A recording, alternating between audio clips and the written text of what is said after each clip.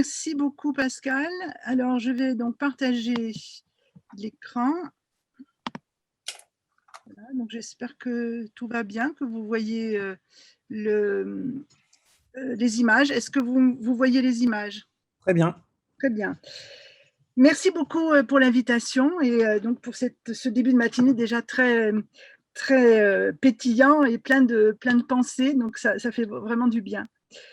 Dans le domaine des représentations et notamment dans le monde du spectacle et des arts, le stéréotype racial est un héritage colonial qui a la peau dure et n'a cessé de se renouveler et de renaître de ses cendres, comme l'hydre de Lerne, on pourrait dire, dont les têtes coupées repoussent plus nombreuses.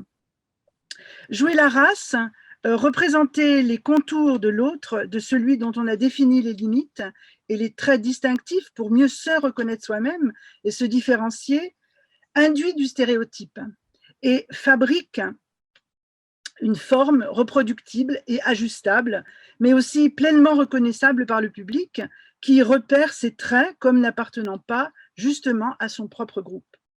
La question du regard destinataire est essentielle dans l'usage du stéréotype. Qui regarde, qui écoute, qui reconnaît le stéréotype.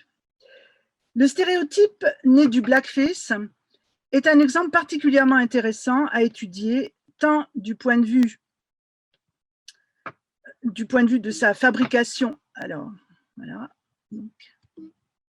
Excusez-moi. Voilà. Donc, tant du point de vue de sa fabrication originelle au tournant du 19e siècle que de sa réception et de ses rémanences et mutations multiples au 20e siècle. Le stéréotype qu'endosse Thomas Rice pour jouer Jim Crow vers 1828 est celui de l'esclave des plantations qui joue des scénettes musicales pour le plaisir des maîtres et des Européens de passage, notamment en Virginie et en Louisiane. Thomas Rice se serait inspiré d'un vieil esclave en haillons qui chantait en sautillant Jim Crow vers Cincinnati, sur les bords de l'Ohio. Enfin, c'est ce que dit la légende. Le principe de cette imitation, en se noircissant le visage, en prenant l'articulation du vieil homme et son allure dépenaillée, lui a sans doute été inspiré par les vaudevilles des théâtres français où se déploie le personnage du négrillon dansant au rythme de son bamboula, c'est un tambourin, et chantant dans un langage déconstruit. Ce personnage exotique amuse la bonne société parisienne à la fin du XVIIIe siècle et ne manque pas d'être connu dans les cercles intellectuels et les théâtres des colonies françaises et britanniques aux Amériques. Ce personnage amusant, avec sa musique décalée, se distingue du groupe des maîtres par sa couleur, mais aussi par la silhouette, le geste, la voix et l'articulation, le vêtement et les cheveux. Et en même temps, un esclave en vaut un autre, d'où le principe du stéréotype et de l'identification immédiate au groupe de la masse indistincte des esclaves. La question de la silhouette est un point tout à fait essentiel, car il s'agit bien de définir les contours au sens premier du terme, et l'introduction du dispositif du portrait à la silhouette et de la physiognomonie de l'avatar qui arrive au Nouveau Monde au tournant du 19e siècle, avec Thomas Jefferson notamment, participe de la construction du stéréotype racial. Or, c'est à Louisville, plateforme américaine de la traite des esclaves vers l'Est et le Sud, que l'acteur itinérant Thomas Rice joue pour la première fois son personnage de Jim Crow dans les théâtres de variété. Au contour de la silhouette et de ses caractéristiques anthropologiques s'ajoutent les traits de caractère inversé des valeurs de la noblesse européenne, autrement dit l'envers du courage avec un grand C de la culture féodale. Pleutrerie, superstition, paresse, servilité, grossièreté. Les valeurs occidentales issues de la féodalité constituent alors une référence romantique qui inspire l'univers blanc au Nouveau Monde, dont le pouvoir se donne précisément pour modèle l'ordre féodal, d'où la dénomination de ménestrel que choisiront les artistes qui se spécialisent dans la musique en blackface. Le stéréotype va se propager sur un principe de collusion, de complicité fédérative destinée à souder le groupe, d'où le succès de Thomas Rice, que l'on appelait d'ailleurs Daddy, qui fut rapidement et largement imité et qui a fixé le stéréotype du nègre, tant d'un point de vue visuel que gestuel, avec le maquillage qui accentue la bouche et les yeux. C'est à partir de cette représentation plastique et théâtrale que s'est fixé le visuel en images, à travers les affiches, mais aussi bientôt la presse à grand tirage et bientôt, bien sûr, le cinéma. Et ce, au masculin comme au féminin, bien sûr. Les cartouches d'histoire illustrée, ancêtres de la bande dessinée, ont aussi construit ces images stéréotypées comme les aventures de Bamboula qui paraissaient dans des magazines éducatifs à la fin du XIXe siècle. Du coup, à la fin du XIXe siècle, le stéréotype va se déployer et se styliser également à travers le dessin et donne naissance à son tour à une figure, celle du Gollywog, dans donc un livre pour enfants qui raconte les aventures de poupées.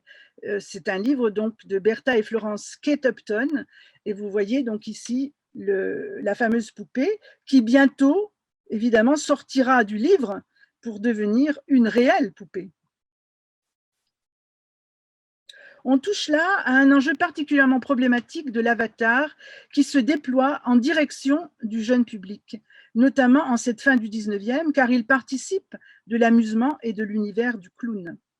Le stéréotype qu'on pourrait définir comme négro-américain va particulièrement inspirer la représentation des Noirs en Europe, comme on peut le voir donc ici, le sourire stéréotypé du personnage négro-américain que l'on voit donc à gauche, va glisser en quelque sorte sur la représentation également donc, du tirailleur. Il prendra ses attributs plastiques en fait dans l'entre-deux-guerres en devenant l'homme banane, donc le tirailleur Banania devient cette espèce d'homme banane, mais si le Yabon Banania disparaît ensuite, notamment donc au XXIe siècle, enfin il est censé disparaître, mais le sourire stéréotypé va continuer d'être bel et bien présent. Et donc ça, c'est le remaniement notamment de cette figure du stéréotype Banania en 2004. En fait, le stéréotype négro-américain a subi en Europe une mutation, une hybridation avec la représentation du sauvage cannibale. Les yeux et la bouche démesurés deviennent des signes destinés à faire peur. Et le stéréotype est bien sûr récupéré en France dans le monde du divertissement dès le début, donc vers 1910, avec par exemple le roi Talou. Alors, je suis désolée, ça ne marche pas très bien. Voilà, avec le roi Talou dans les impressions d'Afrique de Raymond Roussel. Mais le roi nègre fait peur pour rire, bien sûr, comme le prouve justement l'image du Mali Coco vers 1919.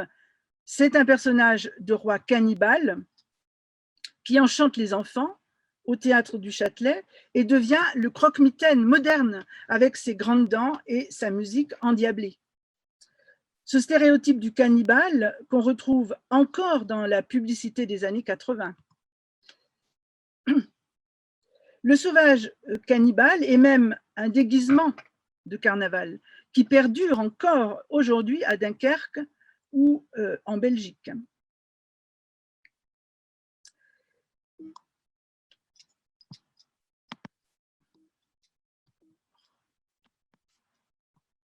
Voilà. Les stigmates du stéréotype jouent en Europe sur d'autres enjeux. Ceux de la conquête coloniale en Afrique et les stigmates du roi nègre sont différents de celui du Jim Crow. Ils se nomment concupiscence, cruauté, désorganisation. La grande bouche exprime la bouche carnassière du nègre cannibale, à l'appétence sexuelle démesurée et la touffe de cheveux hirsutes ou les plumes en bataille, l'incohérence, l'exubérance. Et en même temps, le rire, le plaisir enfantin est toujours au rendez-vous. La circulation du stéréotype ensauvagé s'intensifie avec le cinéma et prend une dimension systémique avec les jungle movies et notamment King Kong et la série des Tarzans dans les années 30. Or, ce stéréotype hybride s'invite largement dans le monde de la bande dessinée, donc avec bien sûr Tintin, mais aussi Astérix, mais aussi donc les fameuses aventures de Bamboula des années 50. Hein, c'est un autre Bamboula de bande dessinée, celui de Marcel Turlin. Il occupe du coup une place prépondérante effectivement dans le dessin animé, et notamment dans le dessin animé américain, de Bosco à Félix le Chat et à beaucoup d'autres figures du même genre, mais aussi dans la publicité en Europe. La variation sur le stéréotype fait naître des figures et des logos de toutes sortes au XXe siècle, comme la mascotte du chocolat Saroti en Allemagne, ou celle évidemment des bougies Oléo en France. Ce qui est plus étrange, c'est la concomitance dans les années 80-90 des mouvements antiracistes, de l'engouement pour l'Afrique et sa musique, et en même temps de la persistance de ces stéréotypes dans l'environnement médiatique et le monde du divertissement. Il suffit alors de penser bien sûr à Michel Leb en 1988, ou à la mascotte canaille du mensuel Charlie en 1982 et 1983. Mais on a aussi, bien sûr, des choses donc encore plus étonnantes. Par exemple, cette mise en scène de Duel au soleil d'Étienne Dao pour la télévision en 86, avec sauvage en perruqué, hausse dans les cheveux, raffia et maquillage outrancier. Et puis, donc bien sûr, il ne faut pas oublier la fresque de Hervé Di Rossa à l'Assemblée nationale en 1981, qui a refait parler d'elle tout récemment encore. Comment peut-on considérer que ce dessin n'est pas traversé par le stéréotype racial, même si l'artiste n'en a pas eu conscience? Et ce n'est pas seulement les lèvres démesurées qui posent problème, puisqu'on a dit que justement il utilisait ce dispositif pour montrer les êtres humains, tous les êtres humains. Mais leur association, notamment à ces petites virgules frisées qui signalent le stigmate capillaire. Le stéréotype endort facilement la vigilance, car il ne se veut pas nécessairement avilissant ou offensant. Il opère dans un registre enfantin d'hyper-simplification. Il repose sur l'humour, la stylisation et une sémiologie extrêmement simpliste, voire rudimentaire. C'est pourquoi il est toujours aussi percutant, tandis qu'il occulte subrepticement un discours latent, subliminal en quelque sorte, et notamment un discours de subalternité. Peut-être non conscientisé pour celui qui convoque le stéréotype, sans s'en apercevoir, ou en tout cas sans percevoir la portée de ce stéréotype, puisqu'il n'en est pas la cible.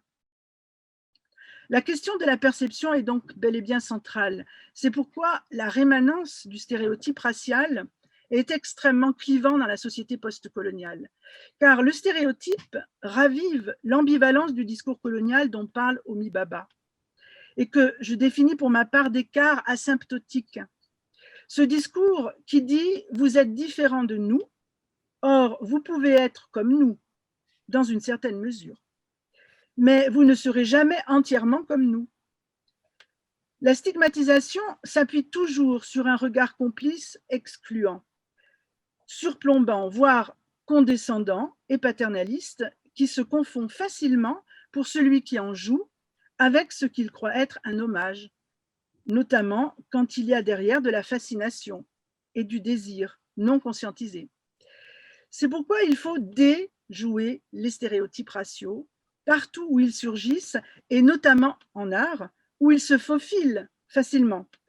Il suffit de penser à la mode avec le pull vert de Gucci ou le fameux t-shirt de Moncler. Déjouer les stéréotypes, c'est toute la démarche créative d'artistes comme Alexis Peskin, qui travaillent à empêcher la rémanence du stéréotype, comme dans cette série plastique Power Figure, en réhumanisant le regard porté sur les hommes et les femmes noirs ordinaires par une vibration retrouvée qui réveille les corps et les âmes. D'où ces visages endormis, ils vont se réveiller dans toute la suite. Ce sont des planches en très grand format qui vibrillonnent en quelque sorte grâce aux ombres plantées de multiples clous qu'utilise donc Alexis Peskin, dont c'est en fait le mode opératoire, on pourrait dire, plastique. C'est vraiment donc très très grandes planches qui ont été exposées à Londres en 2017 et qui n'a toujours pas trouvé d'exposition en France. Alors là, c'est très difficile d'en avoir une vraie vision. Voilà, je vous remercie.